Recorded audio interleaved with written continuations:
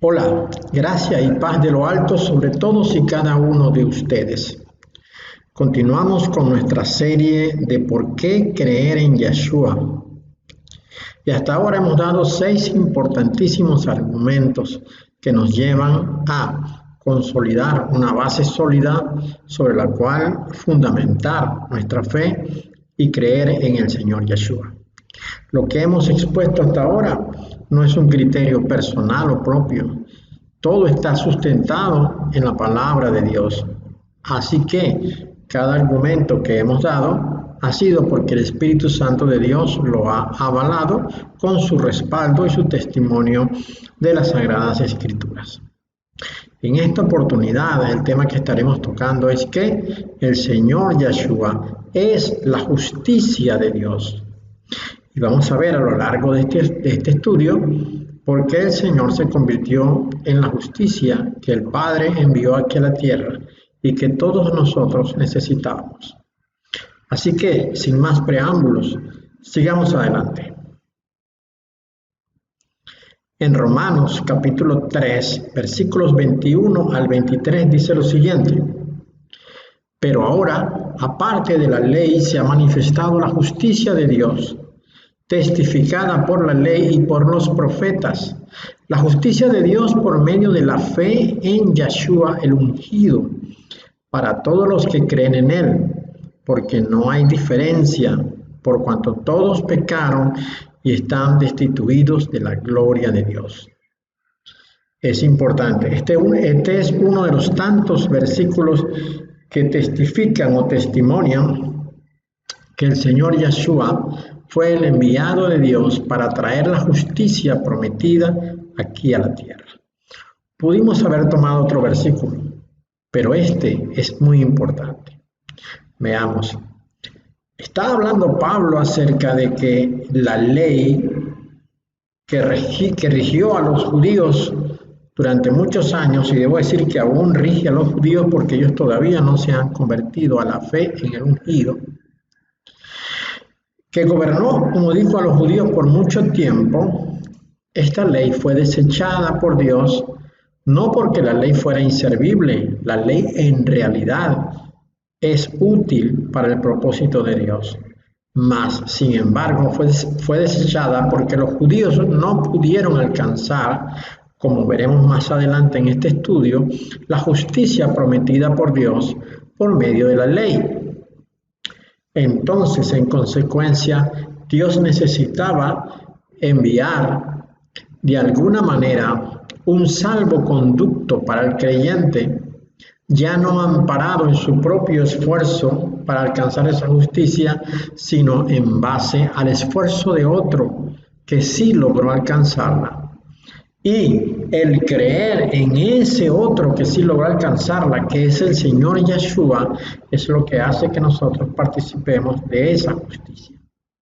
Entonces, la justicia de Dios, como dice Romanos capítulo 3, versículo 21, se logra por medio de la fe en el Señor Yeshua, el ungido, por medio de la fe en Él, es decir, por medio de que por haber razonado en nuestra mente, haber reflexionado en nuestra mente acerca del Señor Yeshua y de su cumplimiento, de su propósito cumplido en cuanto a alcanzar la salvación de todos, hemos decidido entonces creer en Él. Esa es la fe, es el haber sido convencido, el estar convencido en uno mismo de que el Señor es el enviado de Dios. En consecuencia, por tener esa fe morando en nosotros, entonces a nosotros nos ha alcanzado la justicia de Dios. Como dice la palabra que hemos leído, es la justicia de Dios por medio de la fe en Yeshua el ungido. No hay otra manera de alcanzar justicia. Los judíos pretendían alcanzarla por su propio esfuerzo, pero entonces el Señor, viendo que esto no era posible, consiguió la solución por medio de el ungido, por medio de su Hijo, el Señor Yeshua, quien, viviendo una vida santa y habiendo vencido la muerte, porque pudo resucitar, entonces alcanzó para nosotros esa justicia que nos había sido prometida. Y esto fue posible para todos, tanto para judíos como para los que no son judíos, que la Sagrada Escritura llaman gentiles, según el texto o la palabra griega, o llama goyim, según el texto o la palabra hebrea. Entonces dice, porque no hay diferencia entre judíos y gentiles, porque todos, dice la palabra de Dios, pecaron. Y entonces, como pecaron, todos están destituidos de la gloria de Dios. Pero hay una manera de ser restituido a esa gloria de Dios. Hay una manera de ser considerado inocente. Y esto es por la justicia que el ungido alcanzó por medio de su vida santa. En el Antiguo Testamento había una promesa.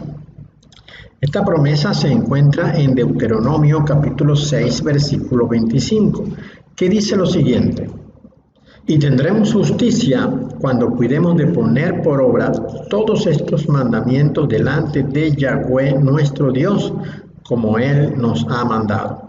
Se refiere a todos los mandamientos debidamente explicados y listados que aparecen en el capítulo 5 de ese mismo libro de Deuteronomio, que fue redactado y fue presentado delante de la sociedad judía para que supiera cuál era la voluntad de Dios en cuanto a lo que se debe o no se debe hacer aquí en la tierra.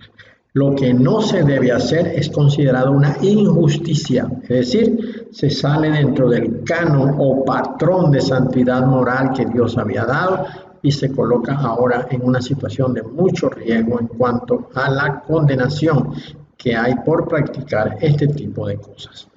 Ese listado que aparece allí en Deuteronomio capítulo 5 fue propuesto por Dios y dice entonces pues que cuando cuidemos de poner por obra todos estos mandamientos delante de Yahweh nuestro Dios, se alcanzará justicia. En consecuencia, la única manera que había en los tiempos antiguos para alcanzar esa justicia era cumpliendo todos los mandamientos, todos al mismo tiempo. Es decir, no podíamos decir, ya cumplimos este, ahora vamos con el otro. Y no importa si fallamos en el que ya cumplimos. No, habría que cumplirlos todos, todo el tiempo de nuestra vida. De manera que esto era una exigencia muy grande. Y sabía el pueblo de Israel que no podía alcanzarlo, mas sin embargo ellos se esforzaban por hacerlo. Pero habiendo Dios enviado a su Hijo y habiéndole ofrecido esta justicia ya no pagada, sino ahora de manera gratuita, pues rechazaron a él, al autor de la justicia, a quien nos hizo llegar a esa justicia por medio de su vida santa, lo rechazaron, lo repudiaron, y eso permitió entonces que los gentiles o los goyim o todo aquel que no fuera del pueblo judío pudiese alcanzar esta justicia. Ahora, veamos el análisis etimológico de la palabra justicia. El término sedaká es una palabra hebrea que puede ser interpretada como derecho, rectitud. Esto es de manera abstracta. De manera subjetiva, se interpreta también como rectitud. De manera objetiva, como justicia. De manera moral, como virtud. O en sentido figurado, como prosperidad. Es, en consecuencia, el derecho, la equidad, la honradez, la justicia, andar con justicia, ser justo o andar en rectitud. La palabra que origina el término sedaká, por cierto, el término sedaká tiene el número 6666 en el orden de la concordancia Strong. 3 términos antes, es decir, el 6663 está sadak, que es la raíz primaria del término sedaká.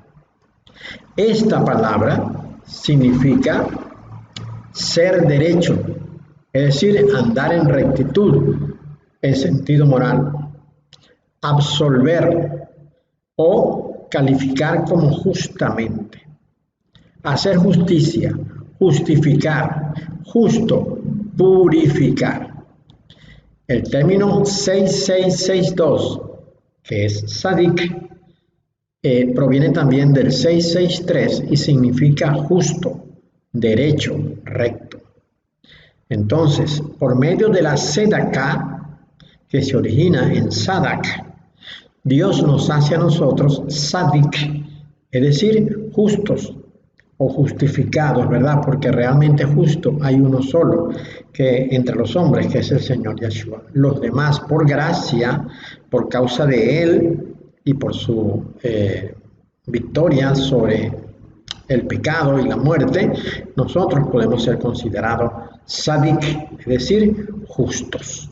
Bien, apropiadamente entonces, el término Sedaká, que es 6666, que proviene de Sadak, como ya dijimos, que es 6663, esto expresa que Dios puede absolver, hacer justo y purificar, asignar virtud u otorgar rectitud en sentido moral.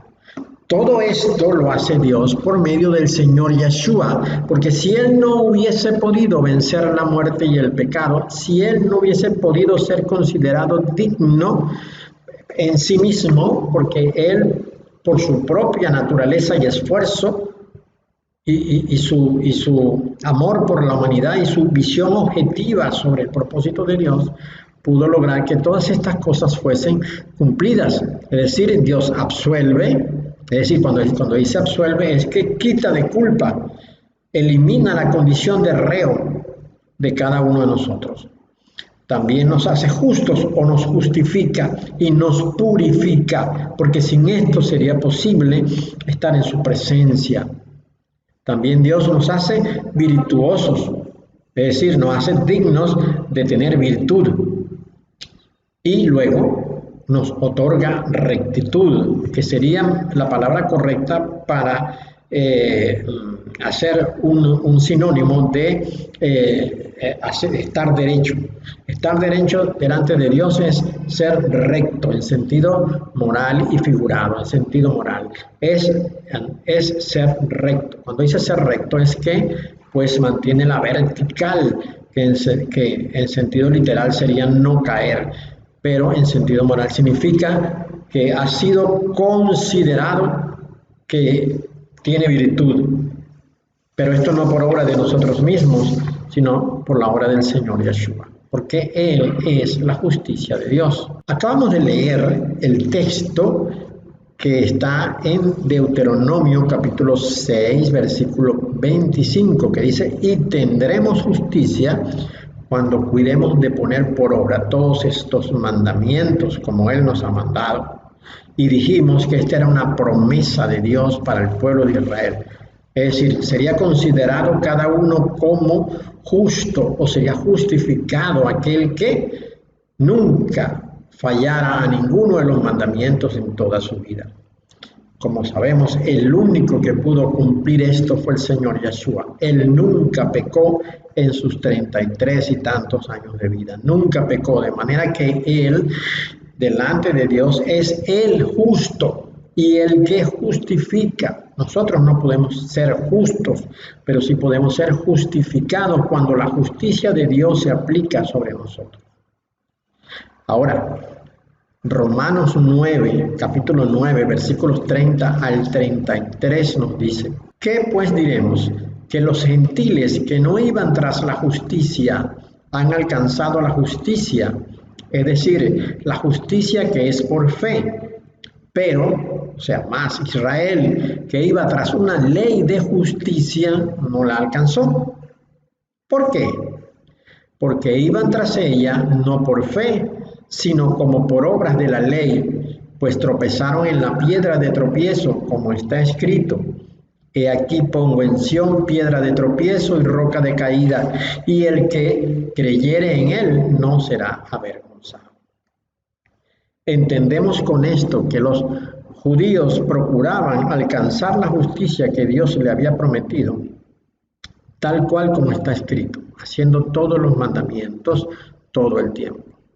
Entonces uno podría decir, ¿por qué entonces hay como una especie de reclamo en cuanto a que Israel pretendía alcanzar la justicia por sus esfuerzos si ahí mismo en la palabra de Dios dice que debían hacerlo de esta manera? Bueno, porque lo que Dios hizo en su momento fue enviar a su Hijo para que Israel supiera que ahora podía poner toda su confianza en el Hijo y que cuando el Hijo lograra la victoria, ellos podían dejar de buscar bajo sus propios esfuerzos esa justicia que les había sido prometida porque ya había uno que la había alcanzado. Y siempre recuerdo el momento aquel cuando Abraham, caminando con los ángeles de Dios, iba intercediendo por el pueblo de Sodoma y de Gomorra. Y les decía Abraham a los ángeles, o al ángel de Dios que iba con ellos, le decía, si hallara 50, eliminarías al pueblo de Sodoma. Y el Señor le decía, bueno, si hay 50 no lo haré. Y sabía entonces Abraham que no había 50. Y luego dice, y si hubiesen 40, ¿eliminarías a la ciudad de Sodoma? No, si hubiesen 40 no los eliminaría. Con lo cual sabía Abraham que no había 40. Entonces intercedió diciendo, ¿y si hubiesen 30, Señor? ¿Y si hubiesen 20? ¿Y si hubiesen 10? Claro, no siguió más adelante el relato, pero probablemente a lo mejor, quién sabe, hubiera dicho, ¿y si hubiesen 5 o 4? O 3, o 2, o 1, eliminarías a Sodoma. Y muy probablemente el Señor le hubiese dicho, si hubiese habido 1, no lo eliminaría. Porque un solo justo necesitaba a Dios para no eliminar la humanidad. Uno solo que no cometiese pecado, uno solo que fuese limpio. Y ese único fue el Señor Yeshua. Y el Señor Yeshua vivió su vida santa.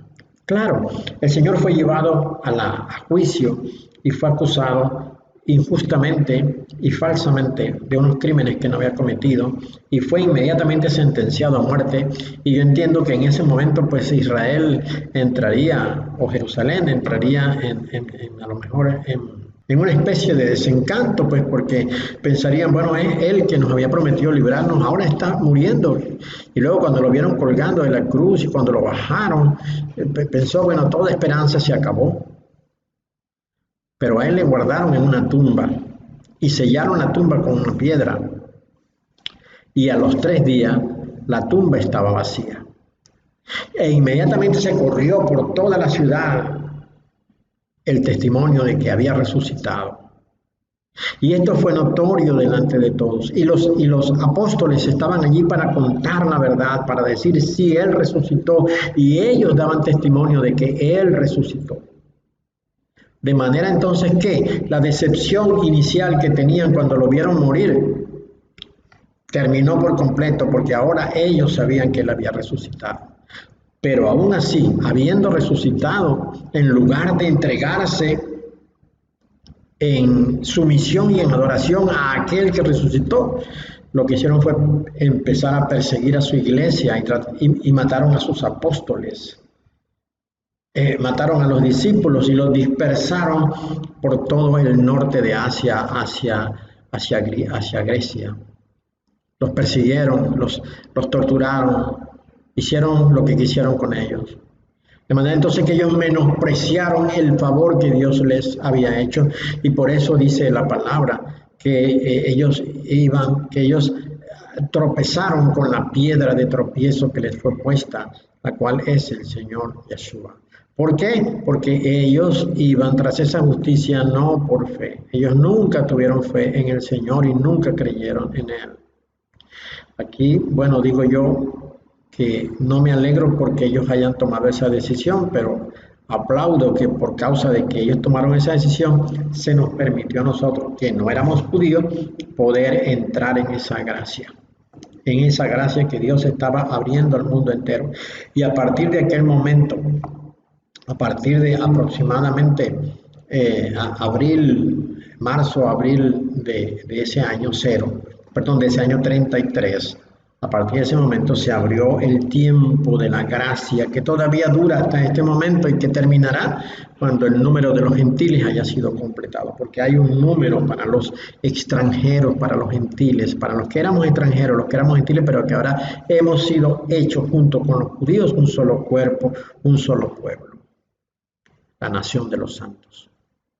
Entonces, nosotros los gentiles, como veremos un poco más adelante, no teníamos idea de aquello de Dios, de la propuesta de Dios, de la justicia de Dios, de la salvación de Dios, nada de esto conocíamos, lo que sí conocían los israelitas. Pero de pronto, en un momento que sin esperarnos, tropezamos con esta verdad, nos encontramos en el camino con algo que no estábamos buscando, que era la salvación que Dios había propuesto por medio de su Hijo.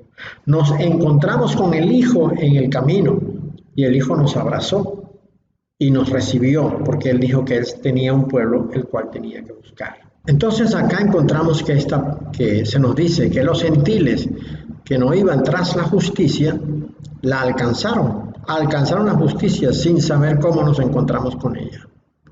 Porque tuvimos fe en aquel del cual nunca habíamos sabido, del que nunca conocíamos, tuvimos fe en Él, por la misericordia de Dios, y alcanzamos esa justicia, nosotros los gentiles. Bueno, la palabra gentil proviene del griego etene. También, como hemos dicho en arameo o en hebreo, la palabra es goyim, para designar a los gentiles. Para nosotros, los que hablamos español, el término gentil proviene del latín gens, que es una unidad de linaje amplio, que abarca un buen número de familias, todas ellas emparentadas por origen y cuyos individuos tienen el mismo nomen o gentilicio. La palabra gens, gentis, conlleva en sí la concepción de linaje o parentesco de sangre. Esto es muy interesante y ya voy a explicar por qué. En la sección de ayuda a estudio de la palabra de la concordancia Strong se nos dice que el término 1484, que es la palabra etnos, que proviene de eto, que significa formando una costumbre, una cultura. Se dice que se refiere a personas unidas por la práctica de costumbres similares o cultura común. Nación, generalmente refiriéndose a gentiles incrédulos. Veamos esto un poquito más en detalle. Los gentiles representaban una unidad de linaje que podrían contener innumerables familias y que se relacionaban entre sí porque tenían unidad de origen. Esto, si lo analizamos a la luz de las dos generaciones, comienza a tener congruencia, comienza a ser congruente, es decir, comienza a explicarse por sí mismo. Como hemos dicho en otras oportunidades, en Génesis 3:15 se nos dice que en el huerto del Edén habían dos descendencias. Génesis 3:15 nos dice que había un linaje, una progenie, una generación que venía de la mujer. Y también había un linaje, una progenie, una generación que venía de la culebra. Ahí habían dos linajes y se nos dice claramente en Génesis 3:15 que el linaje de la culebra y el linaje de la mujer están enfrentados. El linaje de la mujer puede pisar la cabeza al linaje de la culebra y el linaje de la culebra puede morder el talón del linaje de la mujer. El Targum Pseudo-Jonathan nos dice que cuando la descendencia de la mujer respeta los mandamientos de Dios y los cumple y tiene una clara observancia de la voluntad del Padre y en su misión respeta esa voluntad, tiene el poder y la autoridad para pisar la cabeza del linaje de la culebra. Y nos dice, cuando los hijos de Dios no respetan la voluntad del Padre, no se interesan por sus mandamientos, ni los cumplen, entonces el linaje de la culebra tiene autoridad sobre el linaje de la mujer. Así que tengamos muy claro esto. hay dos linajes. El linaje de la culebra es enemigo del linaje de la mujer. También hemos explicado en otros videos cómo a través de los años los dos linajes se entrelazaron, se unieron a través de matrimonios entre ellos y tuvieron hijos. Y los hijos tuvieron más hijos, y los hijos hijos, y así a través de la centuria y de los milenios, estas uniones crearon una raza mucho más fuerte que las dos anteriores, en el sentido de que era mucho más numerosa. El linaje de la mezcla es mucho más numeroso que el linaje puro que proviene de la mujer, y el linaje sin correlaciones o sin contaminación en cuanto a su naturaleza del linaje de la culebra. El linaje de la culebra es absolutamente desechado, nunca tendrá salvación. No tiene previsto Dios darle salvación al linaje de la culebra. El linaje santo es bendito en sí mismo, pero de esos hay muy poco. ¿Quién sabe si ya quedará alguno del linaje completamente puro? Quizás en este momento el 90 y tanto % de la población mundial está formada por el linaje de la mezcla. Ahora bien, los que son judíos de nacimiento y lo pueden demostrar perfectamente, esos se corresponden con el pueblo de Dios escogido desde los inicios. Pero el otro lado, que es el de la mezcla, esos son los gentiles. Es decir, esos son lo que acá se define como una unidad de linaje, que contiene innumerables familias, porque imaginemos, se puebla toda la tierra, pero que se relacionan entre sí porque tienen unidad de origen. Y aquí es donde nos interesa esto. Porque el pueblo del linaje está formado por genes de la culebra y por genes santo del pueblo santo de Dios. Y aquella cantidad de ADN que predomine determinará cuál será la decisión que tomará. Si la decisión la toma por el Hijo de Dios, se convierte entonces en pueblo santo junto con los israelíes, porque recordemos que la palabra dice que Dios terminó con todas las enemistades que había entre el pueblo de Dios y los gentiles e hizo de ambos un solo pueblo, una sola nación. Ahora, de esta mezcla de aquellos que tengan una mayor cantidad de ADN satánico, nunca se decidirán por el Señor Yeshua, y esos irán a formar parte junto con el linaje puro de la culebra, que son desechados, irán al lago que arde con fuego y con azufre. Entonces, la unidad de origen, cuando decimos de origen entendemos que los descendientes de Set tienen una unidad de origen y es el pueblo judío. Luego, los hijos de Caín, los descendientes de la culebra, tienen unidad de origen y es el pueblo maldito desechado. Ahora, la progenie de la mezcla también podría tener una unidad de origen que se podría catalogar como precisamente la mixtura de las dos generaciones. Ahora bien, el pueblo judío tenía cultura, tenía sociedad, tenía religión propia, como bien nos dice la palabra de Dios. Ellos tenían Dios en este mundo. Y a ellos se les entregó la ley, se les entregó el culto, se les dieron las promesas. El pueblo gentil no tenía nada de esto, no tenía ni Dios en el mundo, tenía su propia cultura, pero no era la cultura hebrea. Tenía su propia religión, que es la de los dioses paganos, no es la religión del pueblo santo. En consecuencia, tenía su propia unidad de origen. Luego, con la predicación de la palabra cambian las cosas. Cuando la palabra comienza a ser predicada y la voluntad de Dios comienza a ser conocida, entonces todo lo que estaba en un principio se podría mantener si es de la generación de Satanás o desechar si tiene ADN, si tiene mayoría de ADN del pueblo santo.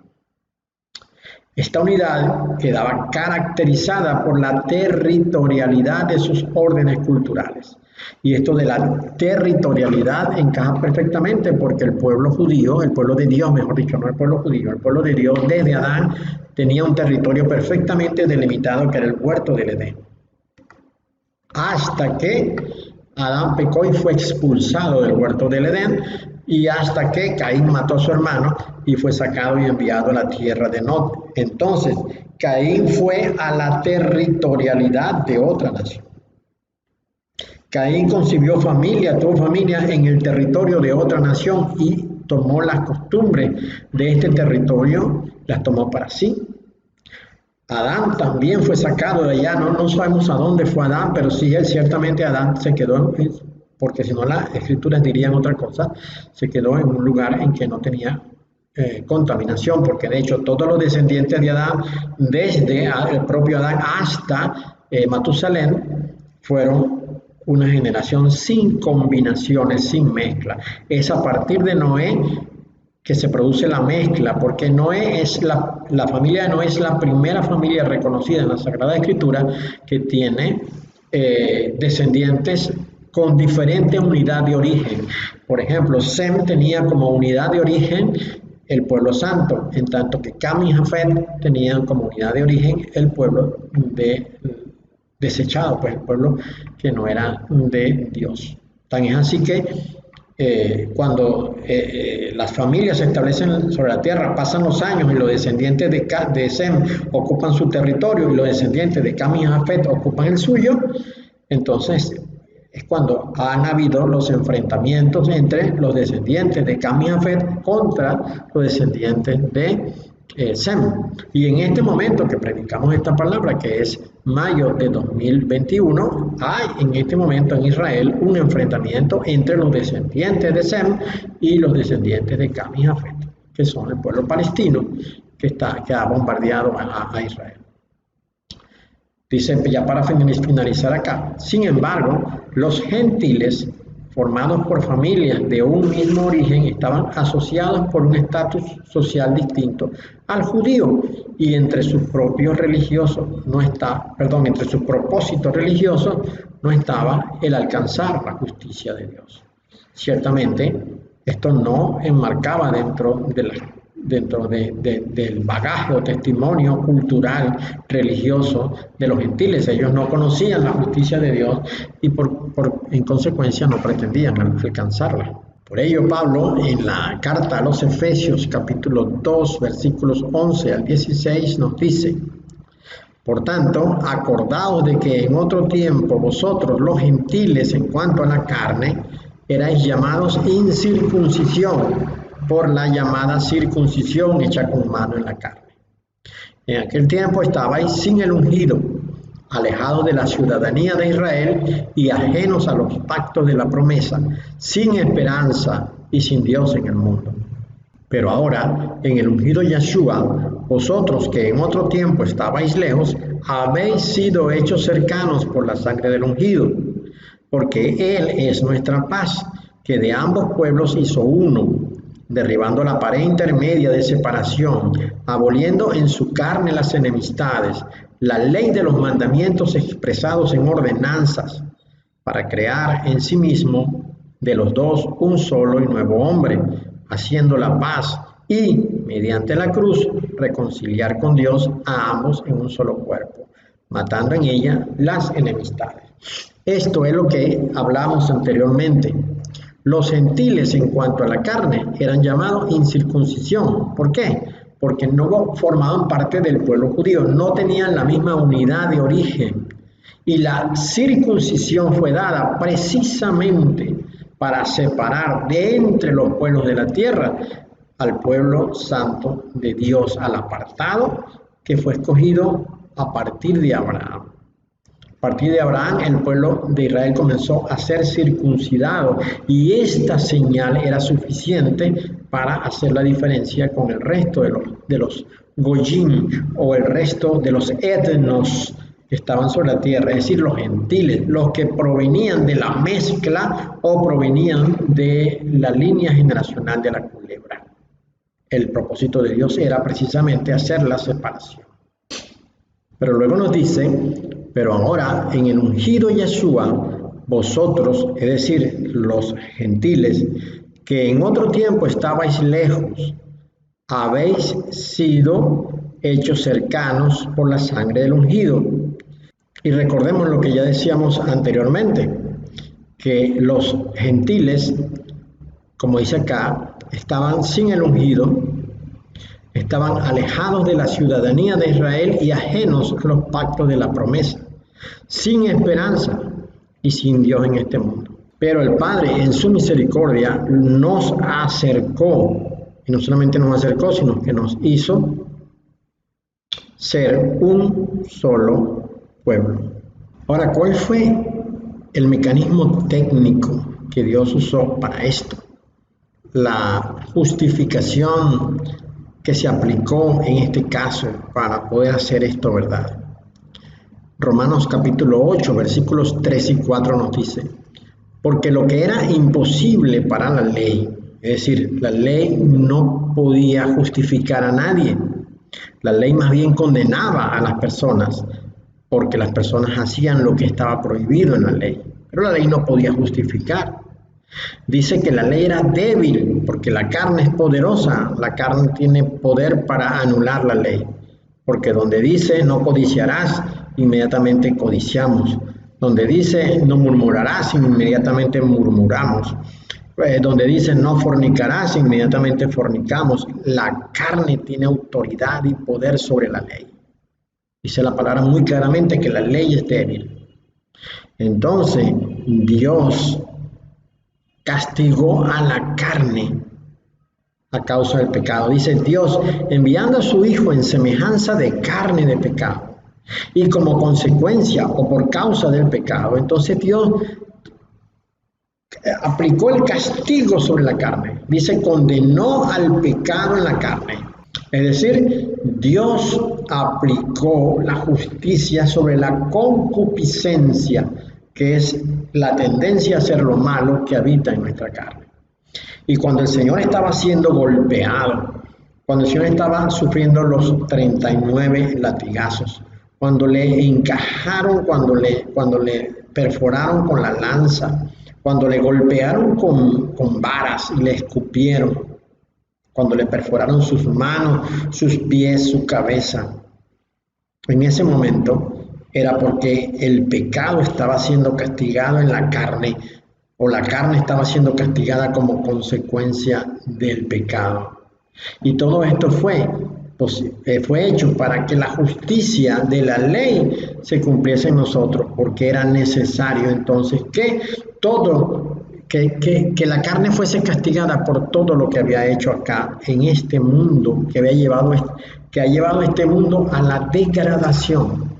Y esto lo hemos explicado también en otras oportunidades, y es porque en el Señor Yeshua, que es la voz de Dios, es el logos de Dios, es la palabra de Dios, es que aparece claramente en Génesis capítulo 1, cuando Dios fue creando todas las cosas, las creó con el Señor Yeshua, que es su voz, es su palabra, es su logo, es Dios mismo, porque es la voz de Dios. El Señor Yeshua es Dios mismo, no es otro Dios, no es independiente, es el mismo Dios, pero que tomó carne, la voz tomó carne, se hizo carne entre nosotros, el Logos, la palabra creadora.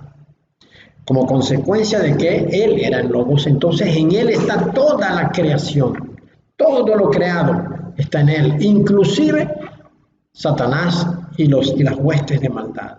Todo fue creado por medio de Él y para Él, dice la palabra, y todas las cosas en Él subsisten, como dice Colosenses.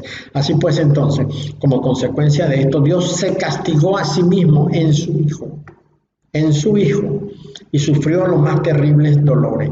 Y esto fue posible, y esto fue hecho, mejor dicho, para que la justicia de Dios se cumpliese en nosotros. De manera que el Señor es la justicia de Dios, porque Él es el castigo de Dios. Él fue castigado por nuestras rebeliones, como dice Isaías 53. Por motivo de nuestro pecado, Él fue castigado. Y como consecuencia de eso, entonces, Él se convirtió a sí mismo en la justicia de Dios. Como dice Pablo en otra parte, que Él se convirtió en el acta de decretos que nos era contraria, es decir, en la propia ley. Él se hizo a sí mismo la ley, y cuando Él era golpeado, cuando Él era perforado, cuando la sangre estaba saliendo de su cuerpo, entonces toda esa sangre que cubría su cuerpo cubrió completamente la ley, de manera que entonces ya ningún mandamiento se veía, porque fue tapado con la sangre que Él derramó ese día. Y como no se veía ningún mandamiento, ya no había ninguna exigencia, toda la exigencia fue cumplida por el Señor. Así, Él se convirtió en nuestra justicia. Entonces dice acá, Dios ha permitido que los gentiles alcanzasen la justicia de Dios por medio de la fe en el ungido Yeshua. Los gentiles han sido absueltos de culpabilidad, han sido hechos justos y purificados, han sido incorporados a la virtud y además se les ha otorgado rectitud, sentido moral. Nosotros que antes no teníamos nada de esto y que, como dice la palabra, no lo estábamos buscando, de pronto lo encontramos. Encontramos que habíamos sido absueltos de toda culpa. Todo lo que heredamos de los genes de los satanes nos fue quitado, y todas las obras de maldad que estuvimos haciendo por mucho tiempo nos fueron perdonadas, porque, como dije, la sangre del Cordero las cubrió por completo. La sangre del Cordero que está en nosotros nos cubre nuestros pecados, y el Padre no los ve. Hemos sido incorporados a la virtud, hemos sido hechos justos y purificados, y además se nos ha otorgado rectitud, sentido moral, es decir, somos rectos, quiere decir que estamos parados derecho delante de Dios, no estamos caídos ni estamos doblados, estamos rectos, y todo esto por la obra del Señor Yeshua. Todo esto ha sido hecho por la obra salvífica del Señor Yeshua. Él merece ser reconocido, ser honrado por cada uno de nosotros, por lo que hizo por nosotros, por su obra por nosotros. Entonces, ¿qué podemos decir que es la justicia de Dios? Es la justicia la consecuencia de la gracia de Dios que favorece plenamente al que se acerca a Él y que le posiciona privilegiadamente ante sus ojos. Es decir, ya no somos desechados, no somos despedidos, no somos expulsados de su presencia. Ahora, delante de Él tenemos gracia, y esto por la obra del Señor. Es también la justicia de Dios las acciones de los justificados. La justicia son las obras plenas de amor que satisfacen el cumplimiento del reino de Dios. La principal justicia que nosotros podemos desplegar delante de Dios es la obediencia. Necesitamos ser obedientes a la voluntad de Dios, y esto Dios lo ve con agrado. Nosotros tenemos que ser humildes y reconocer que Dios es soberano y que Él puede enviarnos a donde Él quiera después que nosotros muramos. No tenemos independencia, no tenemos libre albedrío para hacer lo que querramos después que estemos muertos. Si acaso algún libre albedrío tenemos, es ahora que podemos tomar decisiones. Tomamos decisiones después de haber razonado con nuestra mente, y el que toma la decisión es el corazón, porque del corazón salen los malos pensamientos, salen los adulterios, salen las fornicaciones, pero también pueden salir las buenas obras, las acciones justas delante de Dios. Cuando una persona es justificada por la obra del Señor Yeshua, pues esa persona debe proceder en justicia y tener actuaciones justas de ahora en adelante, a partir de ese momento en adelante. Unas actuaciones justas que son las obras de amor que cada uno de nosotros puede hacer como consecuencia de que Dios preparó obras justas de antemano para que nosotros anduviésemos en ellas. Ahora, quien recibe la justicia de Dios está justificado. Dice la palabra de Dios de esta manera: por cuanto todos pecaron y están destituidos de la gloria de Dios, siendo justificados gratuitamente por su gracia, mediante la redención que es en el ungido Yeshua, a quien Dios puso como propiciación por medio de la fe en su sangre para manifestar su justicia a causa de haber pasado por alto en su paciencia los pecados pasados, con la mira de manifestar en este tiempo su justicia, a fin de que Él sea el justo y el que justifica al que es de la fe de Yeshua. La palabra de Dios nos dice en este versículo que todos han pecado, tanto judíos como gentiles han pecado. ¿Por qué? Porque en este momento ya no queda prácticamente ninguno del pueblo judío original de Set. Ahora todos, en su gran mayoría, son de la mezcla, son de la combinación, son de la mixtura que hay entre el pueblo judío y el pueblo del linaje de la culebra. En consecuencia, para Dios, todos pecaron. Y como consecuencia de haber pecado, todos estamos destituidos, expulsados, botados de la gloria de Dios. Pero por la gracia que alcanzó el ungido Yeshua al vivir una vida santa y resucitar de los muertos, todos podemos ser justificados gratuitamente. Cuando dice gratuitamente es porque ya no hay que hacer obras como las que hacían los judíos para alcanzar la justicia prometida de acuerdo a la ley. Ese esfuerzo permanente que terminaba siempre en pecado, el sacrificar corderos, el sacrificar palomas, el preparar tortas, todo esto para poder ser limpiado delante de Dios, ya no hay que hacerlo. Porque el sacrificio del Señor fue hecho de una vez y para siempre. Ahora la justificación es gratuita por medio de la obra que el Señor Yeshua hizo. Dice también Pablo que esto se alcanza porque Él pagó el precio. Esto es lo que significa redención. Él pagó el precio para recuperarnos.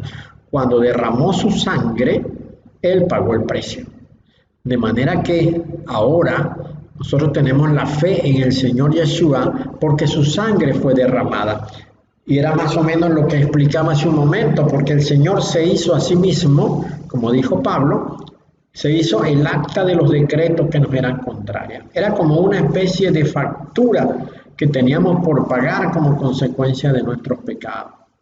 Pero cuando el Señor estaba colgando en la cruz, Él mismo era esa acta de ley. Él mismo era ese contrato vencido que no pudimos cumplir, o era también esa factura que no pudimos pagar. Pero cuando Él derramó su sangre cubrió toda esa factura, toda esa acta, y ya no había nada que se pudiera leer en Él. De manera que nosotros ahora podemos tener fe en esa sangre derramada en la cruz. No una fe para crear una idolatría en la sangre, sino una fe para creer que el justo Yeshua derramó su sangre para que nosotros fuésemos limpios delante de Dios y pudiésemos alcanzar justicia, como dice acá, para manifestar su justicia. ¿Por qué? Porque cuando la sangre cubrió esa acta, el Señor pasó por alto en su paciencia todos los pecados pasados. Ya para Dios no fue importante más el pecado, porque ahora había algo mucho más importante, que era la justicia alcanzada por el Señor Yeshua. Entonces dice, a causa de haber pasado por alto en su paciencia los pecados pasados, porque tenía el objetivo, estaba en su mira, manifestar en este tiempo su justicia, ya no la justicia prometida al pueblo judío por medio de la ley, sino ahora la justicia alcanzada por medio de la fe en el ungido Yeshua. Entonces el Señor Dios es el justo y Él mismo es el que justifica al que es de la fe de Yeshua. Por eso, amigo, estás mirando este video en este momento, o tu hermano en el Señor que te has apartado. Dios se preparó todo esto para poder justificar a los suyos. Dios se hizo carne Él mismo, hizo que su voz, que su logos fuera carne, y lo hizo su Hijo, para que muriera por nosotros, para que pusiera su vida por nosotros, y eso lo hizo para poder justificar a todo aquel que cree que la sangre del Señor nos ha limpiado. Esto es la manera en que Dios se pagó. Esta es la propiciación. Esta es la redención que el Señor se preparó para sí mismo. Y Yeshua es la propiciación. Él es el propiciatorio. Porque tenemos que recordar que en el propiciatorio antiguo, que era un recipiente adentro del cual estaban las tablas de la ley. Pero cuando se traía un cordero y se derramaba la sangre del cordero sobre el propiciatorio, la sangre del cordero tapaba la ley y en consecuencia no se podía mirar lo que allí estaba escrito. Bueno, esto es en sentido figurado, pero ese es el mecanismo que Dios se estableció a sí mismo. La sangre no dejaba ver lo que los mandamientos decían. Igual hizo el Señor. Cuando se hizo el acta que nos era contraria, su sangre derramada no dejaba ver la ley, porque Él mismo se hizo el propiciatorio para que nosotros pudiésemos alcanzar esa justicia. De manera que todo aquel judío que llevaba un cordero para sacrificar y para que sus pecados fueran perdonados, cuando la sangre era derramada, sus pecados eran tapados y el Padre no los veía, de manera que quedaba limpio por completo. Ese sacrificio había que repetirlo continuamente. Ahora el Señor Yeshua hizo un solo sacrificio. Lo hizo de una vez y para siempre, de manera que todo aquel que es de la fe en el Señor Yeshua es justificado de una vez y para siempre. Ya no tiene que estar presentando de nuevos sacrificios, porque ese sacrificio fue suficiente. Ahora leamos esta porción de la palabra. Dice, y con el don no sucede como en el caso de aquel uno que pecó, que está hablando de Adán, ¿no? Porque ciertamente el juicio vino a causa de un solo pecado para condenación, el pecado que Adán cometió al comer del árbol, o del fruto del árbol. Pero el don, que es la gracia de Dios que termina en justicia, vino a causa de muchas transgresiones para justificación. Es decir, el don de la gracia vino para que cada uno de nosotros pudiera alcanzar la justificación. Ahora, si por la transgresión de uno solo, o sea, Adán, reinó la muerte, mucho más reinarán en vida por uno solo, que es Yeshua el ungido, los que reciben la abundancia de la gracia y el don de la justicia. Es decir, si por causa de uno todos éramos condenados a muerte, ahora por causa de uno todos hemos sido llamados a vida eterna por el ungido, por la gracia que alcanzó el ungido al vivir la vida santa sin pecado, morir y resucitar. Cuando esto sucedió, cuando Él resucitó, Él se convirtió en el justificador y en la justicia de Dios. En consecuencia, todo el que se allega al Señor alcanza el don de la justicia. Dice, así que como por la transgresión de uno, que es Adán, vino la condenación a todos los hombres, incluyendo judíos y gentiles, de la misma manera, por la justicia de uno, que es el Señor Yeshua, vino a todos los hombres la justificación para la vida eterna. Porque así como por la desobediencia de un hombre los muchos fueron constituidos pecadores, así también por la obediencia de uno, el ungido Yeshua, los muchos serán constituidos justos. Qué gentileza la del Padre, porque no merecemos ser considerados justos, que éramos pecadores en nosotros mismos. Pero ahora, por causa del Yeshua y por el don de la justicia, ahora nosotros somos considerados justos. Y esto es importantísimo. Si nosotros entendemos esta verdad, debemos entonces procurar vivir en esa verdad. No es como algunos decían por allí, que la gracia, que Pablo predicaba gracia y a la vez enseñaba pues que todos podían andar en pecado porque estaba la gracia. Por el contrario, la gracia es un motivo de agradecimiento a Dios como consecuencia de lo que Él hizo. La gracia es para estar agradecido, porque si no hubiese sido por la gracia, nosotros no tendríamos ahora la justificación de la vida. Como el Señor alcanzó la gracia, ahora nosotros hemos sido considerados justos para siempre. No hay vuelta atrás en esto. Lo único que podría hacer que nosotros perdiéramos esto es que cometiéramos un pecado que no se pudiera perdonar, o que nosotros menospreciásemos el sacrificio del Señor y tuviésemos por inmunda la sangre del pacto y bueno, y todo aquello, pues menospreciáramos la obra gloriosa del Espíritu de Dios, ¿no? Pues nosotros somos de los agradecidos, estamos agradecidos con Dios, porque habiendo sido malos, Él nos ha limpiado. Entonces, la ley no se introdujo para que la persona pudiese alcanzar justicia. Esto iba a ser imposible. La ley se introdujo para que el pecado abundase. Vamos a leer este versículo. Pero la ley se introdujo para que el pecado abundase. Mas cuando el pecado abundó, sobreabundó la gracia, para que así como el pecado reinó para muerte, así también la gracia reine por la justicia para vida eterna mediante Yeshua el ungido Señor nuestro. Bueno, algo que faltaba por añadir a esto extraordinario de lo que hemos estado hablando esta tarde es que la justicia termina en vida eterna. Toda la obra del Señor fue para darnos vida eterna, pero en el proceso teníamos que ser justificados, porque a los que llamó, a esto también justificó. Y a los que justificó, a estos también glorificó. Así nos dice la carta a los Romanos en el capítulo 8. De manera tal que el Señor nos ha llamado, nos llamó para darnos justicia, pero su fin último era para que pudiésemos alcanzar la vida eterna. Como dice acá, que primero para poder alcanzar justicia Dios tuvo que vernos con gracia. Y la gracia viene por la obediencia del Hijo, por su resurrección.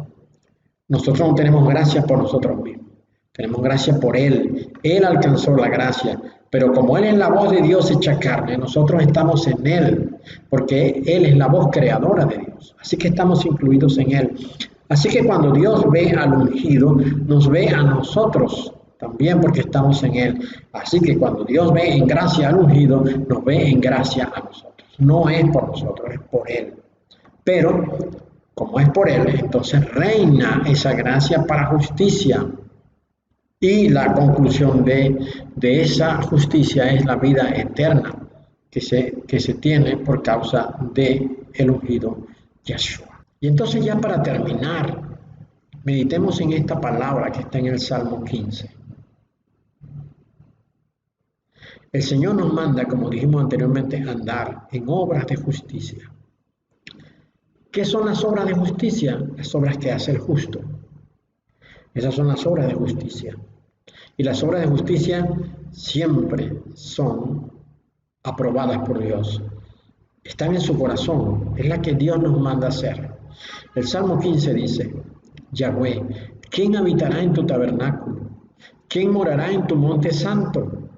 Luego dice, el que anda en integridad y hace ¿qué? Justicia. Hace justicia. Y habla verdad en su corazón, el que no calumnia con su lengua, ni hace mal a su prójimo, ni admite reproche alguno contra su vecino, aquel a cuyos ojos el vil es menospreciado, pero honra a los que temen a Yahweh, el que aun jurando en daño suyo, no por eso cambia, quien su dinero no dio a usura, ni contra el inocente admitió cohecho. El que hace estas cosas no resbalará jamás.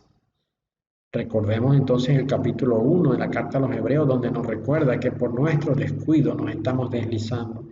Si tú eres un hijo de Dios que vives en cierta condición que no es aprobada por Dios, recuerda, Dios mandó a su Hijo. Dios se hizo hombre él mismo y lo llamó su Hijo. Y habiéndose hecho hombre, vivió entre nosotros, vivió una vida santa, murió, resucitó y está a la derecha del Padre. Ahora, por medio de su resurrección, Él ha propiciado que nosotros podamos alcanzar justicia. Y por medio de esa justicia, vida eterna. Y estas son las obras que Él demanda que nosotros hagamos en este tiempo. Las obras del justo son estas: hablar verdad. Fíjate bien, en el corazón, porque del corazón salen las malas acciones. Tenemos que llenar nuestro corazón de verdad, porque si llenamos nuestro corazón de verdad, de la verdad de Dios, de eso hablaremos, porque de la abundancia del corazón habla la boca. No calumniemos a nadie, no digamos nada de nadie, no murmuremos, no hagamos daño a los demás con nuestra lengua. Hagamos siempre el bien a nuestro prójimo, así sea nuestro enemigo, como dijo el Señor. Aún a nuestro enemigo, si nos pide la túnica, démosle también la capa. Si nos pide que vayamos con él una milla, entonces vayamos dos. Si nos pide un plato de comida, preguntémosle si aún tiene hambre. A nuestro enemigo. Entonces, en consecuencia, lo haremos también con nuestro prójimo. Nunca participemos de comentarios contra nadie. No admitamos reproches contra nuestros vecinos.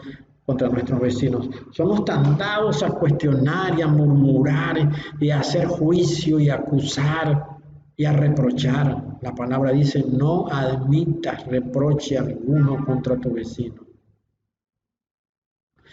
Seamos nosotros de quienes honran a los que son parte de la familia, a los que temen a Dios. Nosotros debemos honrar a nuestros hermanos por su amor grande a Dios, honrarnos entre nosotros, es decir, tener respeto a nuestro hermano por causa de su fidelidad al Señor. Debemos ser tan partícipes de la verdad que debemos aún asegurar las cosas, aunque esto pueda perjudicarnos. Esto es lo que dice que aún jurando en daño suyo, no por eso cambia. Nunca prestemos dinero. Si alguien nos pide, regalémoslo pues. Así que mucho menos lo prestaremos a usura. Nunca admitamos una acusación contra el inocente, porque esto sería andar en cohecho y en injusticia. Así pues que el que hace estas cosas no resbalará jamás. Amigo, hermano, el Señor Yeshua es la justicia de Dios. Y Él se hizo vil y menospreciable delante de nosotros. Él fue escupido, abofeteado, Él fue lanceado, Él fue flagelado, Él fue perforado.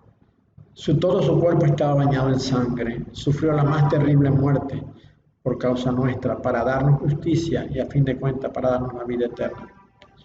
Respeta la voluntad de Dios, respeta al Hijo, ama al Hijo, ámale, glorifica al Hijo. Cuando glorificamos al Hijo, glorificamos también al Padre. Démosle la honra y la gloria al Señor Yeshua, porque Él es el único que la merece. Dios te bendiga.